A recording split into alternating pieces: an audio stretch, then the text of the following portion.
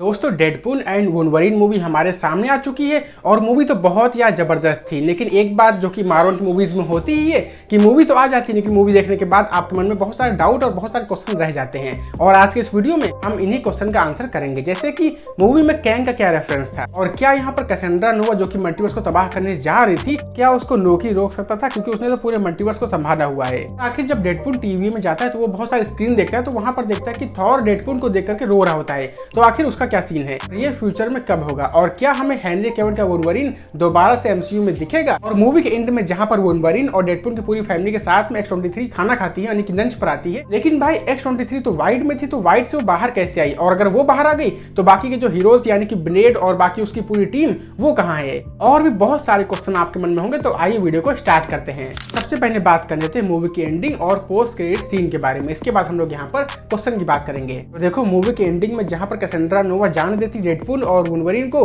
Wide से बाहर, खुद यहाँ पर रास्ता खोलती है, बट जब उसको पता चलता है कि भाई कोई ऐसी मशीन भी है जिससे कि वो पूरे मल्टीवर्स को तबाह कर सकती है, तो वो भी भाई पीछे पीछे आ जाती है डेडपूल के यूनिवर्स में। और वहां पर वो मिलती है पैराडॉक्स से, जो कि धोखा दे रहा होता है टीवीए को भी और कैसेंड्रा नोवा को भी। और इसके बाद कैसेंड्रा नोवा जाती पूरे मल्टीवर्स को तबाह करने के लिए, और वहीं पर फाइट होती है Deadpool and Wolverine versus Deadpool की पूरी कॉर, जो कि फाइट देखने में बहुत ज्यादा मजेदार तो थी। लेकिन इसके बाद यहाँ पर जैसे फाइट एंड होती है ना, वो थोड़ा सा फनी सीन भी था, लेकिन इसके बाद यहाँ पर एकदम सीरियस क्लाइमेक्स आ जाता है, जहां पर कैसेंड्रा नोवा पूरे मल्टीवर्स को तबाह करने जा रही होती, जिससे कि वो चाहती है कि सिर्फ वाइड बचे और वहां पर वो राज करे और बाकी के सारे यूनिवर्स तबाह हो जाए। लेकिन उसको डेडपूल और वुल्वरीन दोनों साथ मिलकर के रोक लेते हैं और पूरे मल्टीवर्स को बचा लेते हैं। और तभी यहाँ पर हंटर B-15 आती है, जो कि यहाँ पर डेडपूल को प्रूव करने वाली होती है, लेकिन वो करती नहीं है, क्योंकि यहाँ पर तब पता चलता है कि वो जो डेडपूल वो उसी के यूनिवर्स का है और बाकी के जितने भी डेडपूल होते हैं उन सभी को वो प्रूव कर देती है। यानी कि यहाँ से इसका आंसर तो मिल जाता है कि बाकी के जो डेडपूल थे उनका क्या हुआ, वो सब दोबारा से वाइड में चले गए हैं। इसके बाद हंटर B-15 पैराडॉक्स को लेकर के जाती है टीवीए में, और अब उसके ऊपर केस चलेगा और उन लोगन को छोड़ देती है, इसलिए कि लोगन यहाँ पर इस यूनिवर्स का एंकर बीइंग होता है। और यहाँ पर एक कॉन्सेप्ट और हम देखते हैं कि हर एक यूनिवर्स का एक एंकर बीइंग होता है,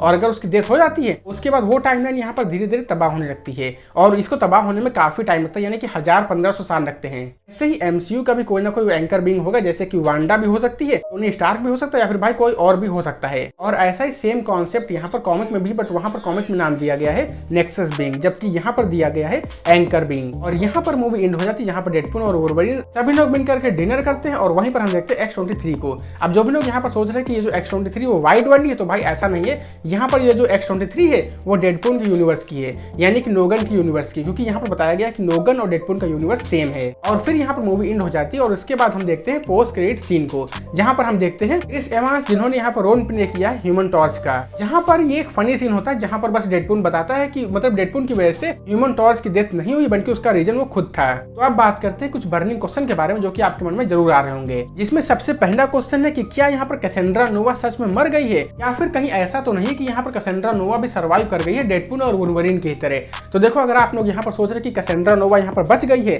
तो इसका आंसर यहाँ पर है कि नहीं। कि अगर मार्वल चाहे तो यहाँ पर फ्यूचर में कैसेंड्रा नोवा को दिखा सकता है सेम एक्टर के साथ में भी, और बता देगा कि ये यहाँ पर कोई और वेरिएंट है, और ये भी यहाँ पर चार्ल्स जेवियर की जुड़वा बहन है, पावर्स भी सेम है, लेकिन जो ये कैसेंड्रा नोवा है ना, उसकी डेथ यहाँ पर डेफिनेटली हो गई है। और इसके बाद अब बात करते हैं कि क्या यहाँ पर लोकी मल्टीवर्स को तबाह होने से रोक सकता था, जो कि यहाँ पर कैसेंड्रा नोवा तबाह करने जा रही थी। तो देखो, इसका आंसर बहुत ही सिंपल है दोस्तों। लोकी यहाँ पर पूरे के पूरे मल्टीवर्स को संभाले हुए है, सारी टाइमलाइन को वो अपनी मुट्ठी में पकड़ के बैठा है। लेकिन अगर आप लोग यहाँ पर सोच रहे कि अगर यहाँ पर कोई और आता है और मल्टीवर्स को तबाह करने जा रहा होता है, तो उस टाइम पर लोकी यहाँ पर बचा सकता है उसको, तो देखो इसका आंसर है नहीं। क्योंकि देखो, यहाँ पर लोकी ने टाइमलाइन को पकड़ा हुआ है, और अगर वो टाइमलाइन को छोड़ देगा ना, तो सारी की सारी टाइमलाइन यहाँ पर एक में जुड़ जाएंगी और वो धीरे धीरे खत्म हो जाएंगी। तो देखो, लोकी ने यहाँ पर पूरे के पूरे मल्टीवर्स को पकड़ा है, और तभी यहाँ पर मल्टीवर्स आराम से चल रहा है, और चाहे जितनी टाइमलाइंस बने कोई दिक्कत नहीं है। लेकिन अगर यहाँ पर कोई और बाहर से आता है, मल्टीवर्स को तबाह करता है, तो लोकी वहां से उठ करके तो जाएगा नहीं उसको बचाने के लिए, और वो अगर वहां से उठेगा तो जाहिर सी बात है कि मल्टीवर्स वैसे भी खतरे में आ जाएगा। लेकिन क्योंकि यहाँ पर लोकी ने पास्ट, प्रेजेंट, फ्यूचर सब कुछ देखा हुआ है,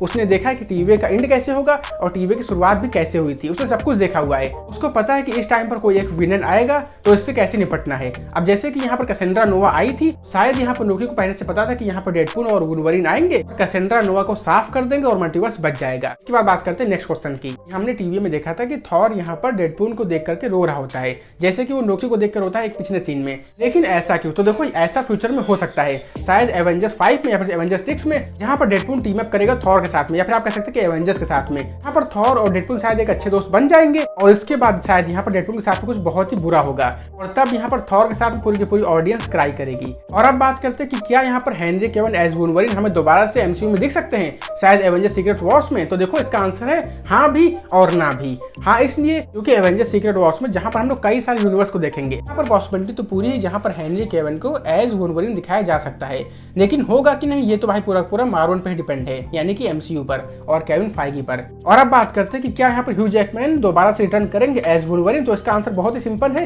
कि हाँ। बात रही क्रिस एवांस की, तो देखो Chris Evans as human torch दोबारा से रिटर्न करेंगे, इसके चांसेस बहुत ही कम है क्योंकि उनकी तो चमड़ी यहाँ पर उधेड़ दी गई है। लेकिन हाँ वो यहाँ पर किसी अदर यूनिवर्स के ह्यूमन टॉर्च बनकर रिटर्न कर सकते हैं या फिर वो कैप्टन अमेरिका बनकर रिटर्न कर सकते हैं। और भी भाई पॉसिबिलिटी बहुत सारी है क्योंकि मल्टीवर्स से वेरिएंट से तो कुछ भी हो सकता है। और भी दोस्तों क्वेश्चन तो बहुत सारे, लेकिन ये वीडियो बहुत ज्यादा बड़ी हो जाएगी अगर मैंने यहाँ पर सारे क्वेश्चन के आंसर इसी वीडियो में दे दिए तो बाकी के जितने भी क्वेश्चन है ना आप लोग मेरे को कमेंट कर देना, मैं नेक्स्ट वीडियो में कवर कर लूंगा। तो अगर आपको वीडियो पसंद है वीडियो को लाइक कर देना और सब्सक्राइब भी कर देना अगर अभी तक नहीं किया तो फिलहाल इस वीडियो को यहीं पर एंड करते हैं और मिलते हैं बहुत जल्द एक और ऐसी ही मजेदार वीडियो के साथ। तब तक आप लोग अपना ख्याल रखना। जय हिंद, वंदे मातरम।